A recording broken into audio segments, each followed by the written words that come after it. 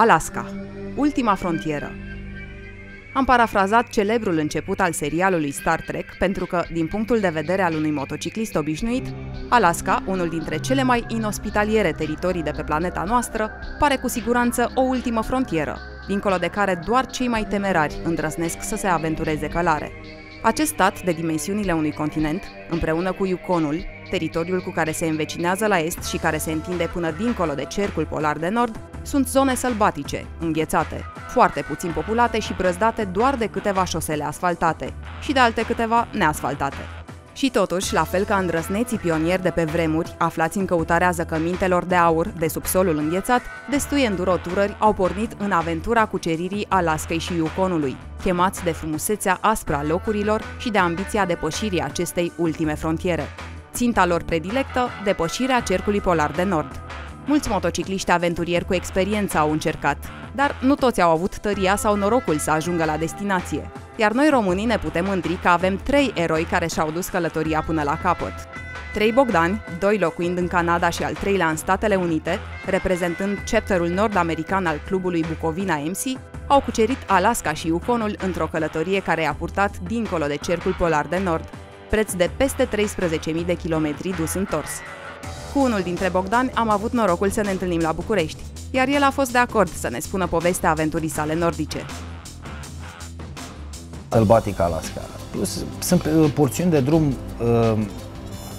de kilometri de nu există așezare. Și ursul grizzly pe marginea drumului ridică capul, se uită la tine așa, nu are niciun fel de, nu schițează un gest că vrea să fugă. Chiar nu vrei să interacționezi cu un grizzly care mănâncă. Ne rugăm la Dumnezeu să nu avem cumva să facem o pană, să nu ceva.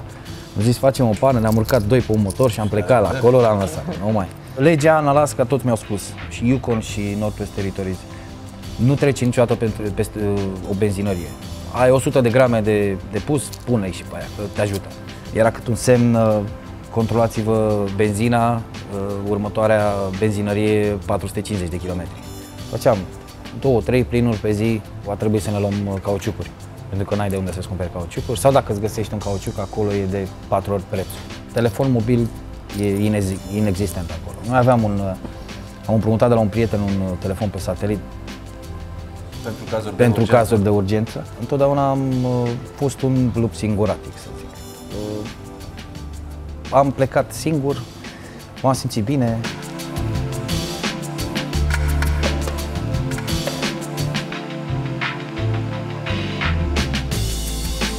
De ce Alaska? Alaska a fost visul meu din copilărie. Am văzut niște poze la un moment dat, tot așa, cu niște motocicliști care au ajuns acolo, niște peisaje extraordinare și am zis trebuie să ajung acolo cumva. Între timp m-am mutat la Vancouver, în momentul în care mi-am luat motocicletă am zis ăsta e primul pas către Alaska. Am un BMW 1800 GS, o iubesc, n-am avut niciun fel de problemă. Bogdan Chifan mi s-a alăturat și Bogdan Dobrotă, cel din Denver, a venit la Vancouver, 2000 de kilometri și a zis, merg și eu cu voi. Și am ieșit 3. 3 Bogdani. 3 Bogdani. Da? 3B. Da, a fost și pe blogul nostru tot așa, de 3B. Noi am acoperit 4 provincii. A fost British Columbia, Yukon, care e tot în Canada. Am trecut în Alaska. Din Alaska ne-am întors înapoi în Yukon și din Yukon am trecut în Northwest Territories, la Inuvik. Kilometri foarte mulți. Deci făceam 700-800 de kilometri pe zi. Câți kilometri a fost în total toată excursia? Au fost în jur de 13.600 de kilometri. Atât? În cât timp? O lună de zile. Dar luna de zile am modul că am stat câte 2 zile într-un oraș, n-am mers tot timpul. Pierdeam o zi unde ne plăcea un loc. Hai stăm o zi aici. Perioada în care am fost la începutul lui iunie, atunci e un pic de zi non-stop. Cu cât te duci mai sus în nord, nu mai pune soarele. La 2 noaptea încă e soarele pe cer, deci tu dacă vrei să mergi cu motocicleta la 2 noaptea, n-ai niciun fel de treabă. Mergi. În plus am văzut în pozele voastre că soarele v-a însoțit mai peste tot. Ne-a însoțit peste tot. Am fost norocoși. În toată aventura noastră, să zic, nu știu dacă am avut legat 2 zile de ploaie. Am urcat sus la Inuvik din Dawson City pe Dempster Highway, care are 780 de kilometri și am făcut fiind drum forestier. Am plecat dimineața, am ajuns la 2 noaptea în Inuvik. La 2 noaptea, soarele pe cer, frumos, copiii alergau pe afară, noi ne uitam, e 2 după amiaza, nu, e 2 noaptea. Deja nu mai știam, eram bulversați un pic. Am fost la Visitor Center în Inuvik, ne-am cumpărat apțipildele normale pentru motocicletă și am primit din partea comunității câte un certificat fiecare, cum că am ajuns la Oceanul Arctic cu motocicleta și am trecut cercul polar. Cercul polar e 66 de grade și unde am ajuns sunt 68 de grade. Așa se numește și blogul nostru, 68degreesnorth.blogspot.com. Cât echipament ai creat cu tine? Foarte mult, mult mai mult decât era necesar. Noi am plecat cu ideea în British Columbia, de la Vancouver, încă era zăpadă pe marginea drumului și ne-am gândit, dacă aici e zăpadă pe marginea drumului, acolo o să avem probleme mari. Din contră, a fost mult mai cald și mult mai bine. Am prins porțiuni pe asurile pe munte, când treceam munții într-o parte în alta, prindeam minus 2, 0 grade, dar porțiuni scurte, cât urcam muntele și coboram. După care erau, știu eu, 10, 15 grade, 20 de grade. Am făcut plajă, am făcut baie. Înainte să plec, am vorbit cu alți oameni care au făcut drumul și mi-au zis, aveți grijă că după drumul ăsta, după ce să faceți excursia, o să vă fie greu să mai găsiți locuri frumoase. Am zis, nu e adevărat. Într-adevăr, după peisajele care le-am văzut și fauna. Ați avut și momente în care v-a fost greu, în care ați simțit că nu mai puteți? Vreți să o lăsați boaltă? Au fost momente grele. Vă povesteam că când am ajuns la Inuvik, am făcut 780 de kilometri de Dempster Highway. I-am făcut într-un șat. La întoarcere, de la jumătatea drumului din Eagle Plains către Dawson City, a început să plouă. Am făcut vreo 70 de kilometri în aproape 4 ore. Rău, pentru că ei tratează drumul cu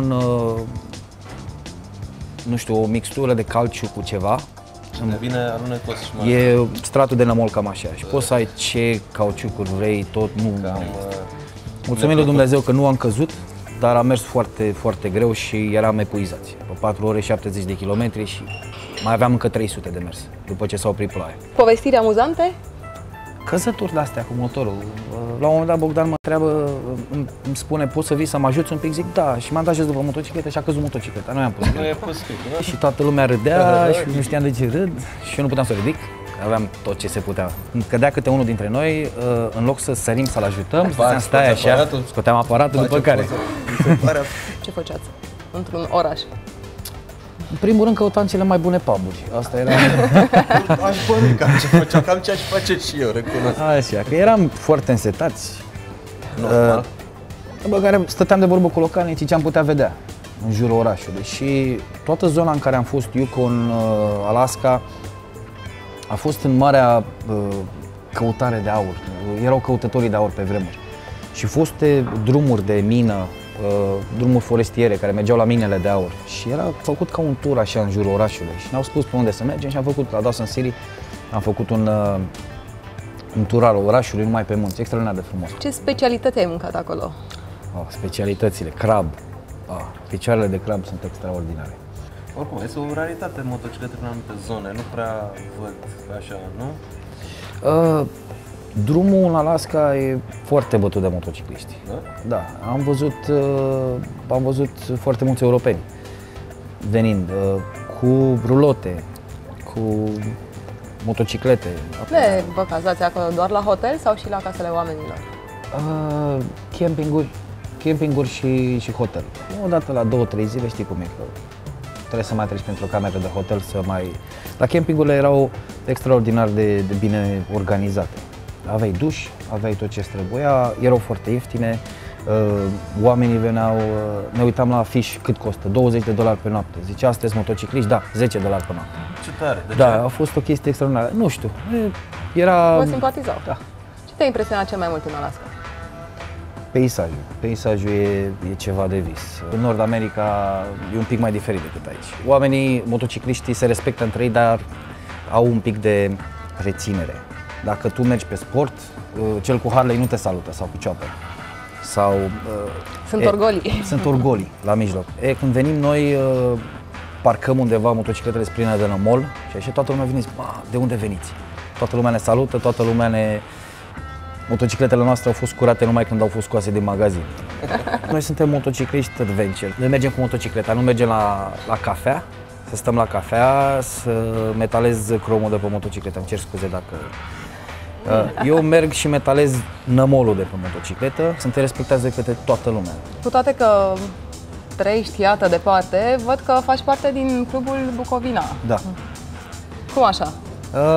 Clubul e bazat la Rădăuți. Sunt foarte mulți băieți și în Iași și suntem 3 în Nord America, toți 3 Bogdani. Acum, pe 21 iunie, mergem iar în Dawson City. E un rally făcut de Adventure Rider. Anul ăsta e ediția aniversară de 20 de ani de când se face ride-ul și vin motoare din toată lumea. Adventure Touring vin din Florida, din Europa, din toată Nord America. Toată lumea își parchează motocicletele în downtown acolo, care e închis. Se bea bere, se povestește unde ai fost, ce ai mai făcut. Ceva frumos. Să mai mergi?